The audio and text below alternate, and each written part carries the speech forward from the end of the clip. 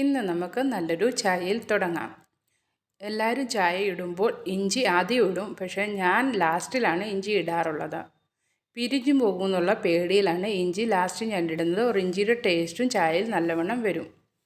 ചായയും ബിസ്ക്കുട്ടുമൊക്കെ കഴിച്ചു കഴിഞ്ഞ് ഞങ്ങൾക്ക് ഇന്ന് അമാവാസി എന്ന് പറഞ്ഞാൽ നമ്മുടെ നാട്ടിൽ പറയും കറുത്ത വാവ്.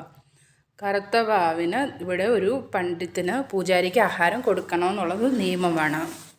അപ്പോൾ ഞാൻ അതെല്ലാം ഉണ്ടാക്കി. ഇതെന്തിനാണ് കൊടുക്കുന്നതെന്ന് പറഞ്ഞാൽ ഈ കറുത്തവാവ് ദിവസമാണ് സ്വർഗ്ഗ കവാടം തുറന്നിരിക്കുന്നത്. നമ്മുടെ മരിച്ചുപോയവർക്ക് വേണ്ടി കൊടുക്കുന്ന ആഹാരമാണിത്.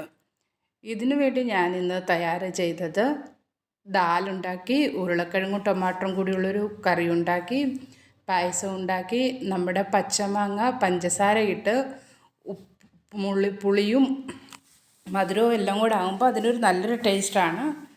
അതും ഉണ്ടാക്കി. പിന്നെ പൂരി പെറാട്ട ഇതും ഉണ്ടാക്കി പണ്ഡിറ്റ്ജിക്ക് കൊടുക്കാനായിട്ട് തയ്യാറാക്കി. ഇതിൻ്റെ കൂട്ടത്തിൽ നമ്മൾ ദക്ഷിണയും കൂടെ കൊടുക്കാറുണ്ട്. നമുക്ക് എത്ര കൊടുക്കണോ അത്ര കൊടുക്കാം. 50 50, 100 100. നമ്മുടെ ഇതിനനുസരിച്ച് ദക്ഷിണ കൊടുത്തുവച്ചാൽ മതി. ഇത് എല്ലാ മാസവും ഇവിടെ ചെയ്യുന്നൊരു പ്രക്രിയയാണ്. എൻ്റെ അമ്മായിയമ്മ ഇത് പറഞ്ഞു തന്നിട്ടുണ്ട്. ഞാനും